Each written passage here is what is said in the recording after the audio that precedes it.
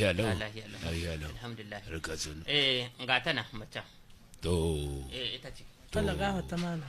Alhamdulillah. Ita ce mai ɗakin naka? Ita ce. Ita ce wadda duk hatta wannan burduna na jikinka. Dama ta min kusan mari biyar.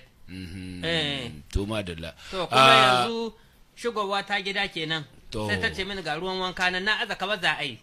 Sai ko ta bi ne cikin mawanka da ko kabul wannan. Subhanallah. Ta anniya zani ne. Ta anniya zani ne sai da Allah ya ruha ma asiri wata ƴan uwa ta taso cikin gidan.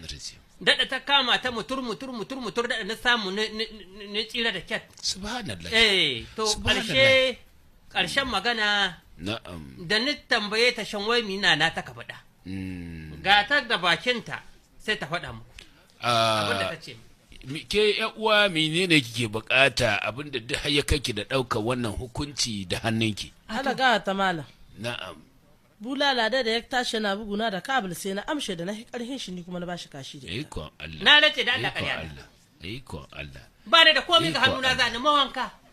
Daga ni sai sabini. Ni da na amshi kike ni ma na rama. Daga ni sai sai ga abin yayi yawa. Sabini ne yana bugun mutum. To uwar gida yaya aka ke babu san kabul ga jikinki amma shi ga yan raɗe. Amshewa ne kuwar na ga ya taho da gudu. Sai na cikin shi ni kuma na murɗe na amshi. Ƙarya ta kai. To. Ga wata malam na rance da Allah ƙarya ta. To naji yanzu da aka yi hakan ga kana magana yi. To. Shi kenan wa alaikum salam. Wa alaikum. Lafiya lo. Wagga baiwa Allah ni dai a matsayina na ƴan uwar shi. Na'am. Abin da take so a mata. Amma menene take so?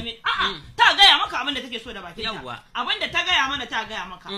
Amma wanga bugu da ta mai kai ni ba